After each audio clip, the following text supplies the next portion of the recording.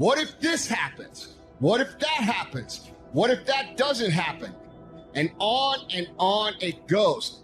They consistently worry themselves in circles. If you struggle with the fear of the unknown, you cannot beat yourself up. It's a very common thing. I get it. We all get it.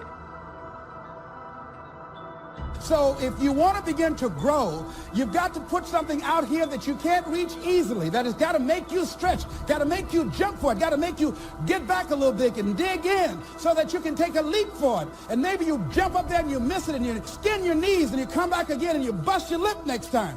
But you keep on, and through that process, you learn how to leap higher. You start challenging yourself to dig deeper, and then you discover some things about you that you don't know right now, some talents that you have in you that you didn't know that you can do. I started out just talking to kids, and now I'm speaking at corporations. Now I'm traveling. I didn't know I can do this, but had I not given myself a chance.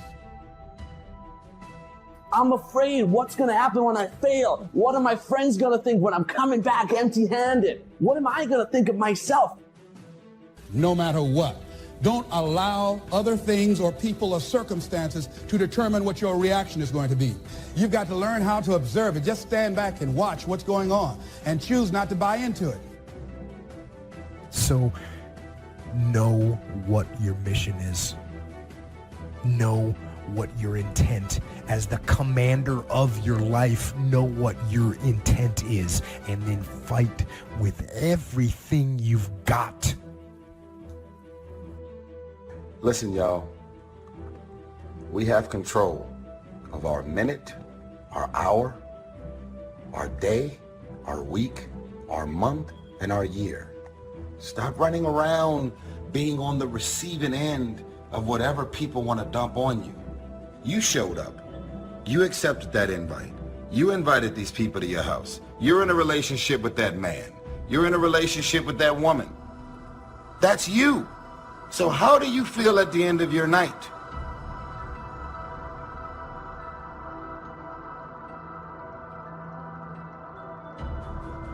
The next thing is, see yourself there.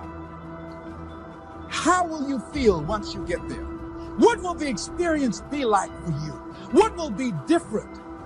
What kind of person do you have to become in order to get there?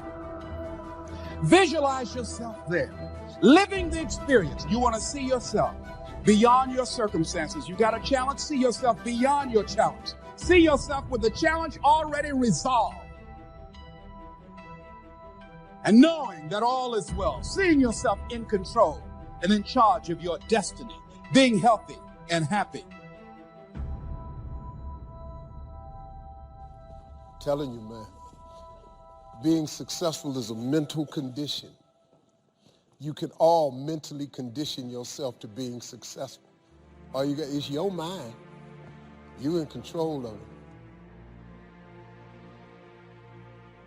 it. It's times I felt like giving up. I mean, no matter who you are, if you have a goal in life, everybody has a turn back moment. Everybody has a crossroad. If you haven't been at it, it's coming. You can either decide to continue or to quit. It is important in the area of motivating yourself. It's important to know why you're doing it, because that mind will say, why bother? Why go through all this? This is too hard. No, throw in the towel. It's not worth it. Has it ever said that to you before? Here's how you can handle that. Here's how you override that. Write down 5 reasons why you deserve it. Why do you deserve what you want? Why you? Why do you deserve it? What meaning and value will it bring to your life? What's so different about you that you deserve your goal or this goal? And when you write down those 5 reasons, when you have some down moments, and you're going to have them, when that conversation starts talking to you and it's going to talk to you, what you will do is you can pull that out and read it, and it will build you up. It will be your rod and your staff to comfort you through some challenging moments, because you're going to have some. Life will knock you between the eyes. It will catch you on the blind side, come out of nowhere, stuff you can't anticipate. That will knock the wind out of you. You want to give up. That's why it's important for you to work on yourself, listening to tapes, building yourself up, talking to yourself with power, feeling, and conviction, building yourself up day in and day out. The next thing is that whatever you do, you want to develop technical mastery. You want to be the best at what you do. You want to master it. See, part of self-motivation is you've got to find something that gives you a strong sense of competence. Well, you become known for that. You develop a reputation of being good at doing that. You set some high personal standards for yourself. You're not competing with anybody else. You're just unfolding yourself to be the best person that you could be. That you want to give the best quality service that you can give, because that is a statement about who you are. The other thing that's the key to self-motivation is recognize the fact that you're going to get into some slumps. Recognize the fact that you're going to encounter a great deal of failure in life. It goes with the territory. But in the face of that, you want to be relentless. The next thing is that when you want something out of life, you've got to be willing to go into action. Don't wait around for things to be just right. Don't wait for things to be perfect. Don't wait for the ideal situation. It will never be ideal. There will always be a reason. Well, as soon as the children grow up, as soon as I pay my bills, or as soon as I get my divorce, as soon as I get enough money together, do what you can, where you are with what you have, and never be satisfied. A lot of people never take a chance in life. They don't want to take any chances. They want the situation to be ideal. See, that's not walking by faith. That's walking by sight. If I can see it, I'll do it. No. That's a lot of people say, if I can see it, I'll believe it. No. If you believe it, you can see it. You survived every hater. You survived all the evictions. You survived the firings. You survived all the tell you no, we ain't hiring. You survived all the trouble you ever been in. Your survival rate is 100%. 100%. All you got to do is start changing the way you think. The lessons I learned out of my failures probably are a lot more valuable than if I had just made a successful decision and moved on. So remember this, you don't see things in your life as they are. You see things in life as you are. And so the more you alter you, the more you begin to see things differently. What's is amazing about this is we control who we are by what we think about. Think about this just for a second. Wherever you're sitting watching this, the chair that you're sitting in, if you're sitting in a chair, if you're driving in a car and you're listening to this, that seat you're in started in someone's mind as a thought, right? Every detail of it, the fabric, the cushions, the way it's structured, every single piece of that started in someone's mind as a thought and then became a reality by putting out the pieces together. See, everything in life is that way as well. It always begins with a thought.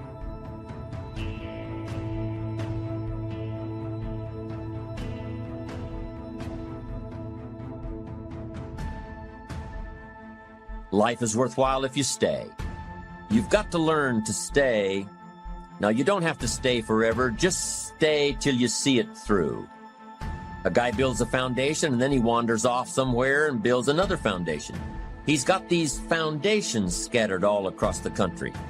I mean, no walls, no roofs, just a bunch of foundations. Not a good reputation. Stay. You don't have to stay forever. Just stay to finish something. Don't fall into the trap of less than refined sophistication. Stay till it's over. The fourth if that makes life worthwhile: 1 is if you learn, 2 is if you try, 3 is if you stay, and fourth if that makes life worthwhile is if you care. Caring is a unique human experience that is so vital and so powerful and so all-encompassing and so far-reaching. If you care at all, you'll get some results. If you care enough, you can get magnificent results. To lead a life worth living, you've got to learn, you've got to try, you've got to stay, and you've got to care. Taking responsibility for your own life. Taking responsibility for whatever happens to you. Knowing that you have consciously made the decisions that are now affecting you.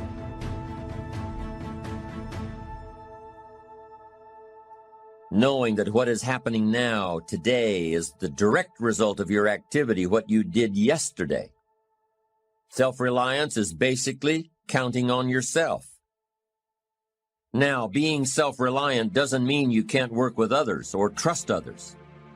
Self-reliance means counting on yourself, trusting yourself, being confident with yourself, being responsible to yourself, trusting your own instincts, trusting the conclusions that you have developed from your study of experiences and philosophies, taking the credit that is due you.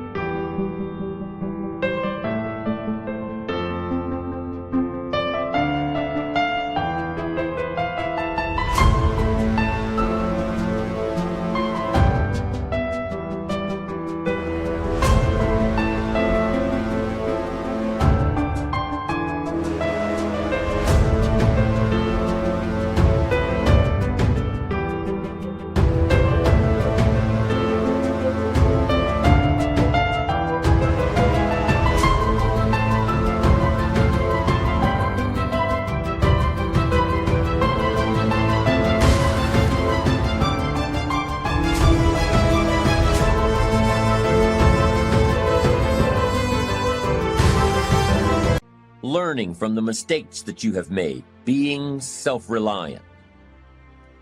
Gestalt psychologists give an example of being self-reliant. They say that you're responsible for getting caught in the rain. They say that by deciding not to carry an umbrella every day, you have made the decision to endure an occasional drenching. Translation? By not being prepared, you make the choice of getting caught in some of life's unpleasant circumstances. Be they rain, failures, economic losses, relationship losses, professional losses, personal losses. By not being prepared, thinking ahead, it's your choice. Now here's the other side of it. By being prepared, you increase your chances of success. You increase the likelihood. By being prepared, you increase your chances of success, of seizing opportunities when they come your way, of being ready within yourself to take advantage of once-in-a-lifetime situations. Some people tend to blame others for their mistakes, blame others for their failures. Somebody says, it's not my fault the report isn't done, so-and-so didn't do their part. Of course it's your fault. It's your report too. It's your responsibility to see that everyone you delegated work to does their part. Now, you can't control what others around you do, but it's in your own best self-interest, your enlightened self-interest, that you stay on top of things, especially if it's going to affect your future. You think your boss cares that John didn't do his part?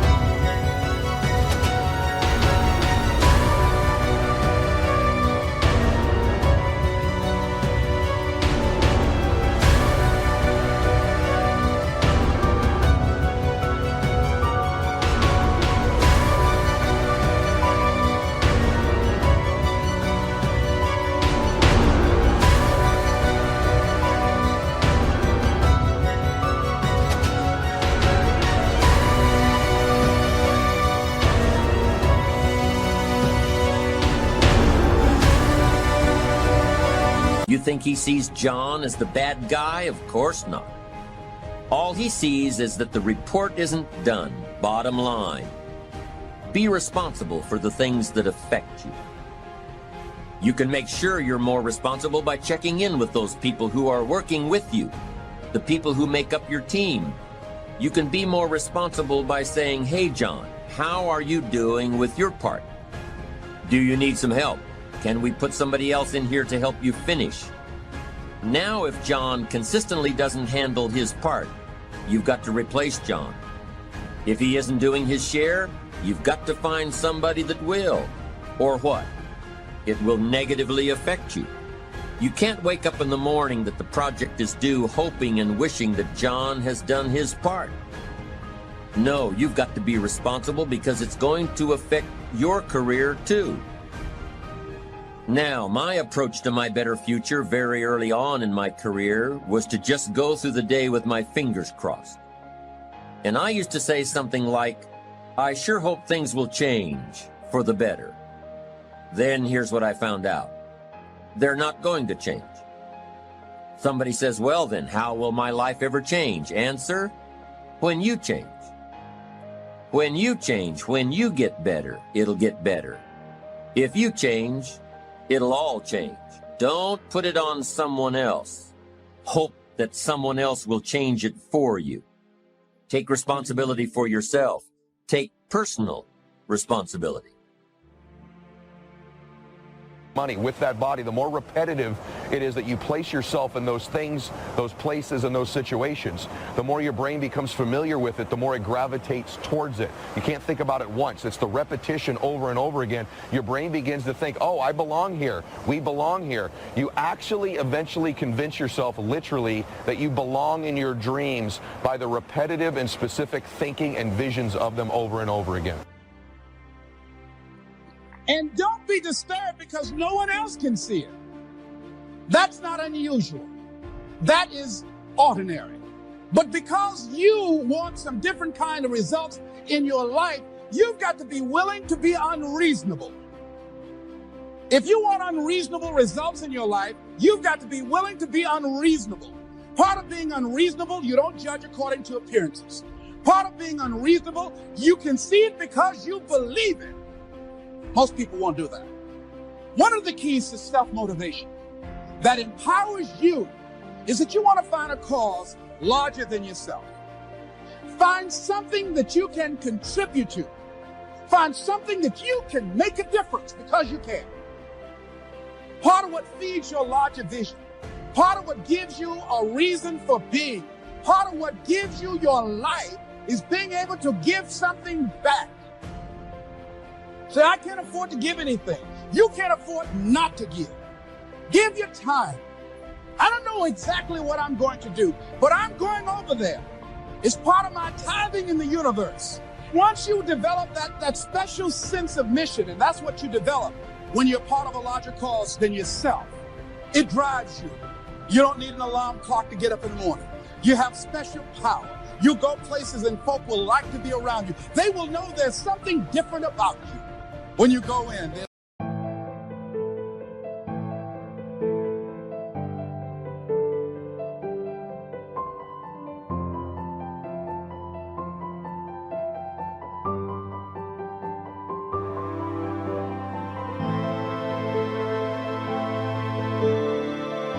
say, "Hey, that's somebody important. I want to know who you are. I just want to be near you." That energy that you have, that consciousness that you will embody will affect everybody around you. You must be willing to do the things today others won't do in order to have the things tomorrow others won't have. That's why the book of life said the road to life is straight and narrow, and few there be that find it, because few there be that are willing to do the things today others won't do in order to have the things tomorrow others won't have. What are the things that others won't do? Number one, make discipline a major force in your life. Socrates said the undisciplined life is an insane life. The road to life is straight and narrow because few there be that are willing to discipline themselves. Here's something else that most people won't do. Make it okay to fail. A lot of people, 85% of people, allow their fear of failure to outweigh their desire to succeed.